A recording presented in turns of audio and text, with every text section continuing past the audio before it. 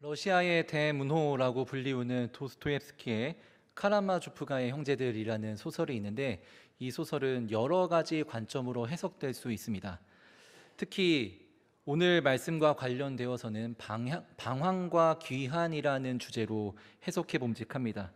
이 소설에 등장하고 있는 세 형제 모두 각자 여러 가지 이유로 방황을 하다가 제자리로 돌아오게 되는 모습을 보이는데, 오늘은 특별히 그 중에서 큰 형인 드미트리의 귀환에 대해서 오늘 말씀과 연관지어서 잠시 소개해 드리고자 합니다. 드미트리는 작중에서 아버지를 닮아서 무분별하게 쾌락을 쫓는 사람으로 그려집니다. 그에게는 약혼녀가 있었지만 어느 날 우연히 만나게 된 매혹적인 여인 그루셴카를 보게 되면서 육체적인 욕망에 이끌려서 이 약혼녀와 파혼을 하려고도 합니다. 아버지 표도르 또한 이 매혹적인 여인에게 끌린 이후에 그 여인을 자기의 곁에 두려 한다라는 사실을 알게 되니까 드미트리는 분노한 아버지를 찾아가서 구둣발로 폭행을 하기도 합니다. 이처럼 아버지와 여자 문제 그리고 유산 문제까지 겹쳐지게 되면서 드미트리는 아버지를 향한 분노, 돈에 대한 욕망, 여인에 대한 탐욕, 이러한 것들이 겹쳐져서 아버지를 때려 눕혀서라도 이 모든 것들을 내가 쟁취하겠다라는 심산으로 아버지를 찾아갑니다. 그런데 그 장소에서 아버지를 살해했다라는 누명을 쓰게 되면서 곧 체포되었습니다. 그렇게 그는 세속적인 욕망과 분노의 감정을 따라간 결과 죽음을 앞둔 절망적인 상황에 놓이게 되는 것입니다. 그런데 극적인 것은 그 상황에 이르게 되었을 때야 비로소 그가 깊은 회심을 경험하게 되었다라는 것입니다. 그는 감옥에 있는 2달이라는 시간 동안 자기가 얼마나 허황된 것들을 쫓으며 살아왔는지, 그리고 자기가 그러면서 놓치고 있었던 것들이 무엇이었는지를 깨닫게 됩니다. 그는 그에게 찾아와서 하나님 없이도 살 수 있다라고 비웃는 사람들의 외침에도 아랑곳하지 않고 하나님 안에서 기쁨을 발견하고 마침내 하나님을 사랑한다고까지 고백하게 됩니다. 그의 인생이 하나님 밖에 머물러 있으면서 분노와 탐욕과 욕망을 따라갔었던 방황하던 삶에서 돌이켜서 그의 삶이 원래 있어야 할 자리로 돌아오면서 가치들을 회복하게 된 것이죠. 오늘 말씀 가운데에서도 우리는 원래 있어야 할 자리를 잃어버린 채 방황하고 있는 이스라엘 백성들의 모습을 볼 수 있게 됩니다. 그들이 하나님을 떠나서 방황하게 되었던 이유는 무엇일까요? 그리고 하나님께서는 과연 그들에게 무엇을 행하실까요? 오늘 말씀을 통하여서 그들이 다시 제자리로 돌아올 수 있도록 은혜를 베풀어 주시는 하나님의 모습을 발견하면서 동시에 나의 삶에도 다시금 나의 삶이 제자리로 돌아갈 수 있도록 은혜를 베풀어 주시는 하나님을 발견할 수 있는 시간 되기를 주님의 이름으로 축복합니다. 그 전에 먼저 우리가 함께 살펴보아야 할 것이 있다면 바로 이 도입 질문인데요, 이 질문을 같이 한번 읽어보도록 하겠습니다. 이스라엘은 왜 제자리에서 벗어나게 되었는가입니다. 이 질문에 대한 답을 발견할 수 있는 것이 오늘 말씀의 1절입니다. 1절 말씀을 같이 읽도록 하겠습니다. 백성이 모세가 산에서 내려옴이 더딤을 보고 모여 백성이 아론에게 이르러 말하되 일어나라, 우리를 위하여 우리를 인도할 신을 만들라. 이 모세 곧 우리를 애굽 땅에서 인도하여 낸 사람은 어찌 되었는지 알지 못함이니라. 아멘. 이스라엘 백성들이 왜 제자리에서 벗어나서 하나님을 떠나게 되었을까요? 그것은 그들이 불안했기 때문이었습니다. 그렇다면 그들은 왜 불안했을까요? 오늘 말씀 1절에서는 그 이유에 대해서 모세가 산에서 내려옴이 더딤을 보았기 때문이다 라고 이야기를 하고 있습니다. 여기에는 부가적인 설명이 좀 필요한데, 모세가 더디 내려오는 것은 이스라엘 백성들 입장에서는 큰 불안감을 증폭시키는 일이었습니다. 왜냐하면 모세의 존재는 대체 불가능한 존재였고 그저 단순히 신뢰받는 민족의 지도자 그 이상이었기 때문에 그렇습니다. 우리가 잘 알고 있는 것처럼 모세는 애굽의 왕 바로에 맞서서 이스라엘 백성들의 목소리를 대변했었던 정치가의 역할을 감당했었지요. 그리고 이스라엘 백성들을 수탈하고 강탈하고 억압했었던 애굽의 군대를 무력화시켰던 용맹한 장군의 역할도 감당했습니다. 그리고 무엇보다도 그들이 앞으로 가나안 땅을 향해서 걸어가야 할 광야, 그 광야 생활의 전문가이기도 했습니다. 생각해 보면 이스라엘 백성들은 430년이라는 세월 동안 어디에 머물렀었죠? 애굽에 머물면서 정착 생활을 했었던 사람들이었습니다. 그들 중 누구도 척박한 광야를 경험했었던 사람이 아무도 없었습니다. 그런데 모세는 어떻습니까? 모세가 애굽의 병사를 죽인 이후에 어디로 도망갔죠? 광야로 도망가서 자그마치 40년이라는 세월을 광야에서 살았습니다.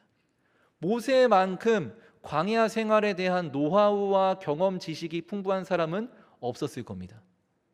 무엇보다도 모세는 하나님의 대리인이었습니다. 모세가 기도함으로써 홍해를 건널 수 있었고, 모세가 반석을 쳤을 때에 무드를 얻을 수 있었으며, 또한 모세가 손을 들고 기도할 때에 아말렉을 물리칠 수 있었습니다. 이스라엘 백성들은 모세를 통해서 하나님을 보았습니다.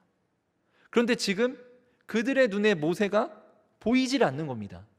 동시에 그것은 무엇을 의미합니까? 이스라엘 백성들 눈에 하나님이 보이지 않게 되었다는 것을 의미합니다. 하나님께 기도해도 그 기도에 응답할 분이 보이지 않았다라는 것입니다. 이것으로 인하여서 이스라엘 백성들에게는 불안감이 증폭될 수밖에 없었습니다. 이들이 불안에 빠지자 선택한 행동이 무엇입니까? 우리는 오늘 이 장면에서 첫 번째 리플레이스를 발견하게 됩니다. 그것은 바로 대체하다라는 의미를 지닌 단어입니다. 이스라엘 백성들이 불안함의 끝에서 선택했던 것은요, 하나님을 버리고 하나님의 자리를 송아지 형상으로 대체하기로 선택했던 것이었습니다. 오늘 말씀 4절을 같이 읽도록 하겠습니다. 아론이 그들의 손에서 금고리를 받아 부어서 조각칼로 새겨 송아지 형상을 만드니 그들이 말하되 이스라엘아 이는 너희를 애굽 땅에서 인도하여 낸 너희의 신이로다 하는지라. 아멘. 4절에서 아론이 이야기하는 것처럼 하나님의 자리를 버리고 송아지 형상을 만들어서 이렇게 이야기를 하는 겁니다. 이 송아지가 너희를 애굽 땅에서 인도하여 낸 신이다. 하나님의 자리를, 하나님의 역할을, 하나님의 역사를 송아지 형상으로 대체하고 있는 것이죠. 그런데 여기서 주목할 것이 있습니다. 왜 이스라엘 백성들은 아론에게 굳이 송아지 형상을 만들어 달라고 요청했는가입니다. 제가 1년간 머물면서 선교했었던 인도는요, 힌두교가 인구의 3분의 2 이상입니다. 그렇기 때문에 기본적으로 그 땅의 문화는 다신교입니다. 힌두교인들이 우상으로 섬기는 그 가지의 수가 3억에서 4억 개 정도 됩니다. 고대 중동 지역도 그런데 사실 비슷한 경우라고 말할 수 있겠습니다. 기본적으로 그 땅도 다신교였습니다. 그렇기 때문에 그들이 신으로 떠받드는 우상의 수도 굉장히 다양했을 겁니다. 그런데 왜 하필 이스라엘 백성들은 아론에게 송아지 형상을 콕 집어서 이것을 우상으로 만들어 달라고 요청했는가입니다. 사실 소는 고대 중동 지역에서 대체적으로 다산과 풍요의 신으로 숭배되었는데 이 부분이 중요합니다. 특히 고대 이집트에서는 이집트의 창조주의 현신을 나타낼 때 황소의 형상으로 나타냈다고 합니다. 즉 여기서 우리가 눈치챌 수 있는 것은 무엇입니까?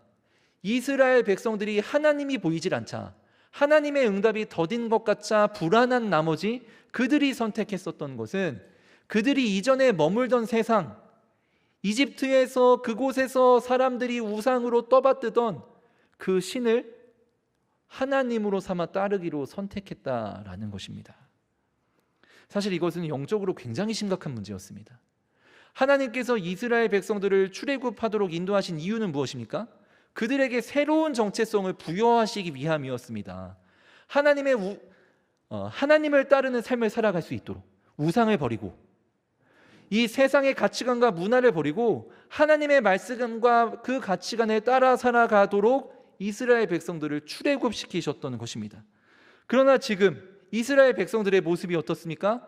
하나님의 모습이 보이지 않자, 하나님께 기도했는데 그 응답이 더딘 것 같자 불안한 나머지 이전의 세상으로 회귀하는 것을 선택했던 것입니다.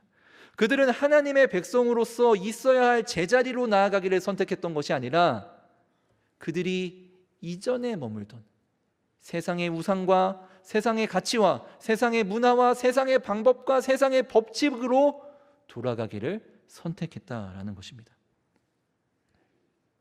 사랑하는 연동의 성도 여러분, 그런데 이러한 모습은 어딘가 낯설지가 않습니다. 왜냐하면 인생의 여러 가지 염려와 불안 앞에 서 있는 저와 여러분의 모습을 보는 것과 같기 때문입니다. 우리도 하나님의 응답이 더딜 때 불안할 때가 있습니다. 하나님께 기도할 때 하나님이 보이지 않는다면 불안합니다. 재정의 문제로, 관계의 문제로, 여러 가지 나의 인생을 둘러싸고 있는 문제들로, 자녀 양육과 또 이 꿈과 비전의 문제들로 하나님께 간절히 기도하지만 하나님께서 응답하시지 않을 때, 하나님께서 보이지 않을 때 우리는 불안이 커져갑니다. 하나님께서 정작 나의 삶에 나타나 주셔서 그 문제를 해결해 주시기를 간절히 바라고 소망하지만 하나님께서 나의 삶에 나타나지 않을 때 우리는 불안할 수밖에 없습니다.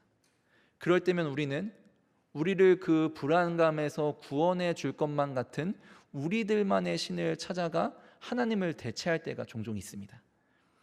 1절을 보면 이스라엘 백성들이 아론을 찾아가 우리를 위하여 신을 만들어 달라라고 요청을 하고 있는데, 이 문장에서 표현을 보면 신을이라는 이 단어가 단수가 아니라 복수로 사용됐습니다. 즉 이스라엘 백성들은 무엇을 요청한 겁니까?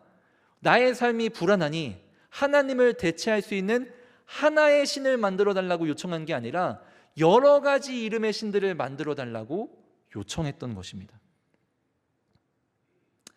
우리도 나의 삶을 두르고 있는 여러 가지 문제들로 인하여서 불안할 때 세상으로 돌아가서 우리가 의지할 만한 여러 가지 이름의 우상들을, 여러 가지 이름의 신들을 찾으려고 애쓰고 노력하고 있지는 않을까요? 결국 이스라엘 백성들이 하나님을 대체할 우상을 만들기 위해서 오늘 말씀을 보니까 금 장신구를 갖다 바치는 모습을 볼 수 있습니다. 그런데 중요한 것은요, 그의 자녀들의 금 장신구도 갖다 바쳤다라는 것입니다. 그리고 이 모든 것을 주도한 이가 누구였습니까? 영적 지도자 역할을 해야 하는 대제사장 아론이었습니다. 아론은 그들을 하나님의 말씀과 하나님의 가치관으로 이끌어갈 책임이 있었음에도 불구하고 도리어 그들을 데리고서 세상의 방법과 세상의 우상과 세상의 가치관과 세상의 법칙으로 회귀하고 있는 것입니다. 여러분, 이 모든 것이 일어나게 된 원인이 무엇이었습니까? 그들이 불안했기 때문이었습니다. 하나님의 응답이 더딘 것 같자, 하나님이 보이지 않는 것 같자 그들이 불안에 잠긴 것입니다. 우리는 또한 어떻습니까? 우리가 맞닥뜨리고 있는 여러 가지 문제들 앞에서 하나님을 의지하려고 기도합니다. 하나님께 부르짖습니다. 하나님의 말씀을 읽으려고 하고요, 예배드리러 나옵니다. 그러나 하나님께서 보이지 않을 때, 내 삶에서 하나님이 응답하시지 않을 때 우리는 어떻게 행동합니까? 그때 우리는 믿음을 잠시 제쳐두고 세상의 방법으로 돌아가려고 하지 않습니까? 하나님의 말씀을 의지하려고 하기보다, 하나님께 기도하려고 하기보다 세상의 방법과 세상의 법칙 아래에서 순응하며 살아가려고 선택하지는 않습니까? 하나님의 백성이라는 정체성이 흔들린 채 세상으로 회귀하려고 했었던 이스라엘의 백성들의 모습과 같이 말이죠. 저와 여러분 또한 세상의 방법과 세상의 가치와 세상의 문화와 세상의 법칙들 아래에서 순응하며 살아가려고 회귀하고 있지는 않은지 돌아볼 수 있어야 합니다. 그렇다면 우리가 다시 돌아가야 할 제자리는 어디일까요? 우리는 여기서 두 번째 리플레이스의 의미를 발견하게 됩니다. 리플레이스, 즉 다시 제자리로 나아가다입니다. 우리가 잘 알고 있는 것처럼 이스라엘 백성들이 원래 있었어야 할 제자리는 어디입니까? 하나님의 약속이 새겨져 있는, 하나님의 은혜가 기다리고 있는 젖과 꿀이 흐르는 땅, 바로 가나안이었습니다. 그러나 요셉의 때 이후로 그들이 애굽의 왕 바로의 노예로 살아가게 되면서 그 땅으로 다시 제자리로 돌아갈 여정을 시작하지 못하고 있었습니다. 하나님께서는 모세를 통해서 그들을 가나안 땅, 그들이 있어야 할 땅으로 되돌아갈 수 있도록 그 여정을 시작하시려고 했지만 모세가 사사건건 아니죠. 바로가 사사건건 그 상황 가운데 개입하면서 방해를 하게 됩니다. 노벨 문학상을 받은 해밍웨이의 소설 노인과 바다를 보면 노인 산티아고가 84일간의 기나긴 사투 끝에 드디어 85일째 되는 날 18피트, 그러니까 약 5.5m 정도 되는 길이의 청새치를 낳게 됩니다. 이것을 낳게 됐으니 얼마나 행복합니까? 행복과 희망의 부푼 꿈을 안고서 귀향하려고 합니다. 그런데 그것을 누가 방해합니까? 상어떼들이 방해합니다. 처음에는 청상아리가 나타나고, 그리고 나서는 갈라노 상어가, 그리고 나서는 삽코 상어가 나타나서 그 물고기를 뜯어먹습니다. 여차저차하여서 그들을 물리쳤고 이제 육지가 저기 보이고 있으니 다시금 희망을 품어보았을 바로 그 순간, 이번에는 마지막에 상어가 떼로 몰려와서 그 물고기들을 물어뜯습니다. 그들을 이길 수 없었습니다. 결국 이 노인 산티아고에게 남은 것이 무엇이었습니까? 5.5m 청새치의 뼈와 일부 머리 고기 뿐이었습니다. 그는 좌절과 절망을 아는 채 돌아올 수밖에 없었습니다. 사실 이스라엘의 경우도 비슷했습니다. 그들이 다시 제자리로 돌아가려고 하는 그 여정은 사사건건 바로의 개입으로 인하여서 방해를 겪었습니다. 그런데 이 바로가 개입하는 모습을 잘 살펴보면 마치 우리 모든 신앙인들이 하나님께로 돌아가는 그 여정을 방해하려고 하는 사탄의 세력을 예표하기도 합니다. 바로가 이스라엘 백성들이 제자리로 돌아가는 여정을 방해하는 그 모습을 잘 살펴보면 사탄이 우리의 제자리로 향하는 여정을 어떻게 방해하는지를 우리는 잘 알 수 있습니다. 대표적인 세 구절을 화면을 통해서 함께 살펴보도록 하겠습니다. 먼저는 출애굽기 5장 8절에서 9절입니다. 이 중에서 우리가 9절 부분만 함께 읽어보도록 하겠습니다. 그 사람들의 노동을 무겁게 함으로 수고롭게 하여 그들로 거짓말을 듣지 않게 하라. 아멘. 여기서 바로가 이야기하고 있는 것은 무엇입니까? 바로는 모세를 통하여서 이스라엘 백성들에게 선포되었던 말씀, 가나안 땅으로 돌아가서 우리가 하나님께 예배드리자라는 이 말이 거짓말이라고 선동을 하는 겁니다. 예배를 우선으로 여겨야 한다라는 말을 거짓말이라고 선동하는 것입니다. 이것은 무엇입니까? 삶의 우선순위를 흔들어 놓으려는 방해입니다. 예배보다 우선적으로 여겨야 할 삶의 가치들이 있고 예배보다 우선적으로 돌봐야 할 삶의 문제들이 있으니 예배를 드리는 것보다 삶의 가치를 우선으로 여기고 예배를 드리는 것보다 삶의 문제를 먼저 해결하도록 노력해라 라고 우리를 유혹하는 것입니다. 출애굽기 8장 28절은 조금 더 유순하게 우리를 유혹하는데요. 같이 읽도록 하겠습니다. 바로가 이르되 내가 너희를 보내리니 너희가 너희의 하나님 여호와께 광야에서 제사를 드릴 것이나 너무 멀리 가지는 말라. 아멘. 8장 28절에서는 언제든지 돌아올 수 있도록 너무 멀리 가지는 말아라 라고 유혹을 하는 겁니다. 예배 드리는 것 중요하지요. 하나님께 나아가는 것 중요하지. 신앙 중요해. 그런데 언제든지 세상으로 돌아올 수 있도록 너무 멀리 가지는 마 라고 우리를 유혹하는 겁니다. 이것은 하나님을 전부가 아닌 일부분으로 여기게끔 만들어서 우리의 신앙을 나태하게 만들어놓는 유혹입니다. 우리의 모든 삶을 하나님께 드리지는 말고 주일에 가서 예배를 드리는 것으로만 충분하니 평일에는 세상으로 돌아와서 세상의 문화와 세상의 법칙과 세상의 가치와 세상의 좋은 것들을 향유하면서 살아가라라고 우리를 유혹하는 것입니다. 출애굽기 10장 10절에서 11절은 어떻습니까? 같이 한번 읽도록 하겠습니다. 바로가 그들에게 이르되 내가 너희와 너희의 어린 아이들을 보내면 여호와가 너희와 함께함과 같으니라. 보라, 그것이 너희에게는 나쁜 것이니라. 그렇게 하지 말고 너희 장정만 가서 여호와를 섬기라. 이것이 너희가 구하는 바니라. 이에 그들이 바로 앞에서 쫓겨나니라. 10장 10절에서 11절에서는 너희 자녀들은 남겨두고 너희만 가서 예배를 드려라 라고 우리를 유혹하는 겁니다. 이것은 바로가 자녀들은 세상의 원리와 세상의 법칙과 세상의 방법 가운데 묶어두고서 부모들에게만 예배를 드릴 수 있도록 허용을 하는 모습으로 나타나게 됩니다. 즉 이것은 자녀 세대를 볼모로 잡아서 그들을 세상의 법칙 가운데 묶어둔 채 신앙의 유산을 이어가지 못하도록 방해하는 것이라고 할 수 있겠습니다. 이러한 방해 앞에 우리는 어떻게 하여야 다시금 제자리로 돌아갈 수 있을까요? 우리가 제자리로 돌아가기 위해서 우리의 믿음의 결단 중요하겠지요. 우리의 헌신도 중요하겠습니다. 그러나 우리의 결단은 늘 가변적이기 때문에 우리에게 자꾸만 변하는 상황에 의해서 흔들릴 수밖에 없습니다. 이스라엘 백성들의 모습이 그러했었던 것처럼 말이죠. 그러니 우리는 하나님의 행동에 주목할 수밖에 없습니다. 이스라엘 백성들이 다시금 원래 있어야 할 자리로 돌아갈 수 있도록 모든 것을 계획하셨던 하나님의 첫 시작, 그 시작에 하나님께서 무엇을 행동하셨는지를 지켜볼 필요가 있습니다. 이에 대해서 출애굽기 2장 25절은 이렇게 이야기를 하고 있습니다. 같이 읽도록 하겠습니다.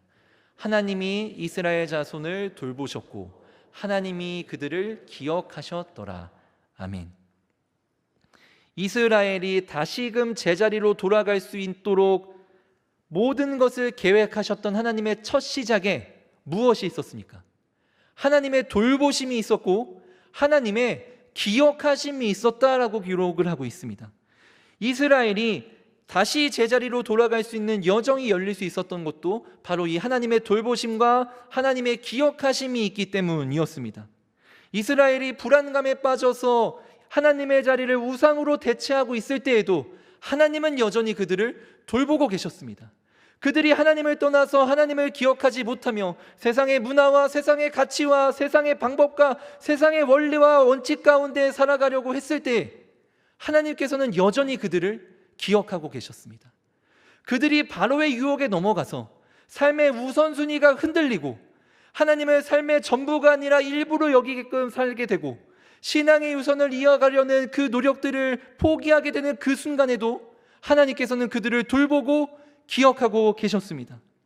사랑하는 연동의 성도 여러분, 하나님께서는 불안과 염려 가운데 이 험한 세상 살아가고 있는 우리를 돌보시는 분이십니다. 우리가 혹시라도 연약하여서 하나님의 은혜를 기억하지 못하고 세상으로 회귀하여서 세상의 문화와 세상의 가치와 세상의 방법과 세상의 원칙 가운데서 살아가고 있을지라도 하나님께서는 여전히 우리의 이름을 기억하시는 분이십니다. 우리가 하나님을 사랑했었던 마음을 잃어버리고 죄악으로 대체하여서 악을 용납하고 음란한 마음을 품고 여러 가지 분노의 마음을 품고 살아갔을지라도 하나님께서는 우리의 마음을 보시면서 눈물을 흘리시는 분이십니다. 그 눈물을 흘리는 것에서 그치지 않으시고 우리에게 긍휼과 자비를 베푸사 우리의 손을 다시금 잡고 일으켜 내가 있어야 할 제자리로 돌아갈 수 있도록 인도하시는 분이십니다. 소개해드렸던 소설 노인과 바다는 이렇게 결말이 됩니다. 좌절과 절망으로 낙심하고 모든 고기를 잃어버리고 남은 것이라고는 뼈밖에 없는 채 노인 산티아고가 좌절하고 돌아왔을 때 상어의 공격으로 인해서 찢긴 몸과 상처들로 인해 침대에 누워있는 모습을 보여줍니다. 그런데 누워있는 그는 절대로 절망하고 있는 모습이 아니었습니다. 책의 표현에서는 그가 사자의 꿈을 꾸고 있었다라는 구절로 책이 마무리가 되는데 여기서 이야기하는 사자의 꿈이란 다시금 바다로 나아가 고기를 낚는 꿈을 의미합니다. 즉 산티아고는 그가 다시 있어야 할 제자리로 돌아가기로 선택한 것입니다. 결단한 것입니다. 그에게 있어서 상어의 공격과 상어의 존재는 두렵지 않습니다. 결코 포기할 수 없는 그의 삶의 가치가 있었기 때문에 그는 제자리로 돌아가기로 선택했었던 것입니다. 우리도 원래 있어야 할 자리로 되돌아가야 합니다. 우리가 원래 있어야 할 자리는 어디입니까? 기도의 자리, 말씀의 자리, 예배의 자리, 헌신의 자리, 봉사의 자리, 용서와 화해의 자리, 구역의 자리, 여러 가지 이름의 가정의 자리일 수도 있습니다. 우리는 이것을 우리의 능력으로 돌아갈 수가 없습니다. 왜냐하면 우리는 우리들에게 다가오는 불안의 문제들 앞에서 연약하여서 자꾸만 세상으로 회귀하려는 본능을 갖고 있기 때문에 그렇습니다. 그렇기 때문에 우리에게 필요한 것이 무엇입니까? 우리와 함께 하시겠다고 약속하시는 하나님의 은혜인 줄을 믿습니다. 우리를 돌보시는 주님의 은혜가 있다면, 우리를 기억하시는 주님의 사랑이 있다면 우리는 일어서서 우리가 있어야 할 원래의 자리로 되돌아갈 수 있을 것입니다. 이제 말씀을 마무리합니다. 이틀 전이 광복절이었죠. 80주년이었습니다. 이와 관련된 독립군의 항일투쟁을 다룬 영화 밀정에는 이런 대사가 나옵니다. 이 대사는 독립군 대장이 민족의 잃어버린 주권을 제자리로 되돌리기 위해서 고군분투하는 이 대원들을 향해서 하는 말입니다. 우리는 실패해도 앞으로 나아가야 합니다. 실패가 쌓여 그것을 디딛고 일어서 앞으로 전진해야 하고 더 높은 곳으로 올라서야 합니다. 사랑하는 연동의 성도 여러분, 우리가 있어야 할 제자리로 돌아가는 여정도 어쩌면 실패할 수도 있습니다. 좌절할 수도 있습니다. 절망할 수도 있습니다. 아플 수도 있습니다. 눈물 흘릴 수도 있습니다. 탄식할 수도 있습니다. 그러나 우리가 실패한 뒤에 우리와 함께 하시며 우리를 돌보시고 우리를 기억하시는 하나님이 계심을 믿으시길 바랍니다. 주님과 함께 할 때에 우리는 실패를 디딛고 일어서 앞으로 전진할 수 있고 높은 곳으로 올라설 수 있습니다. 그렇게 우리와 함께 하시며 우리를 돌보시고 기억하시는 주님으로 말미암아 우리는 있어야 할 제자리로 돌아갈 수 있을 것입니다. 이번 한 주가 우리가 있어야 할 제자리로 돌아가기 위하여 우리를 기억하시고 우리를 돌보시는 주님을 의지하여 살아가시는 한 주가 되시기를 주님의 이름으로 축복합니다. 우리 함께 기도하겠습니다. 우리의 인도자이신 아버지 하나님, 세상의 염려와 엄습하는 불안으로 인해 하나님을 떠나 방황하던 우리를 놓지 않으시고 돌보시사 기억하여 주시는 은혜에 감사드립니다. 세상의 법칙과 세상의 문화와 세상의 방법으로 회개했던 지난날을 회개하며 주님 앞으로 나아갑니다. 주여, 우리를 주의 긍휼과 자비로 씻어주시고 다시금 주님의 손을 붙들고 일어서 우리가 있어야 할 은혜의 자리, 우리가 있어야 할 신앙의 자리, 말씀의 자리, 기도의 자리로 다시 돌아가게 하옵소서. 예수 그리스도의 이름으로 기도하옵나이다. 아멘.